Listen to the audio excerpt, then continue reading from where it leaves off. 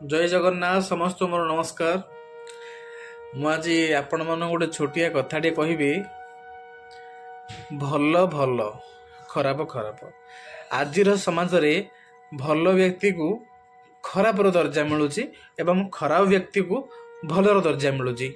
उदाहरण स्वरूप कौन जानी क्षीर और मद आपण मैंने देखिथे जिते गाँ गहली गौड़ माने घर घर देकी क्षीर जाए लिटर हिसाब से माने सब लोग कहते माने केते गोटे लोक अच्छा ए क्षीरटा निरोला क्षीर तो पानी फाणी मिसे देन तो आम हक तुमको 40 टका दबुती से हिसाब तुम क्षीर लिटर देकर जाओ।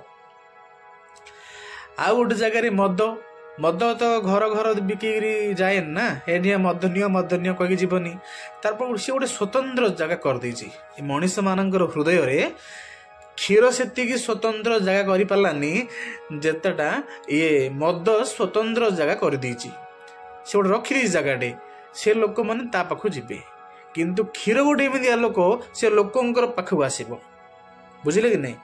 क्षीर गोटे एमती जिनस सी लोक पाखक जाब जे मत पिय मत पीले हृष्ट पुष्ट हम बढ़ बोली मद सब पाख जीवनी ता पाखक लोक जीवे कारण सी गोटे हृष्ट पुष्ट जिनस लोक भावुं बुझे कि नहीं। लोक मैंने क्षीर नेला से पचारे पानी मिसेनु तो किंतु सेटा उल्टा सेटा किणे सीना मदटा किणे लिटर टे 2 लिटर टे कि पानी मिसेक पीबे।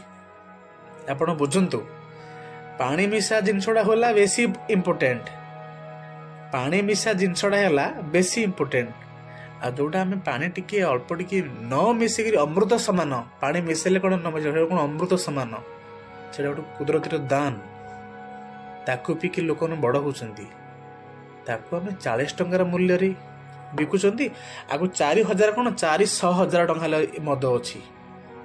मु समस्त कहूँ उदाहरण दे समस्त कहूँ घर भांगे 5 मिनिट लगनी घर जोड़े 10 कौन पूरा 100 वर्ष लगे ए मद एमती गोटे जिनस।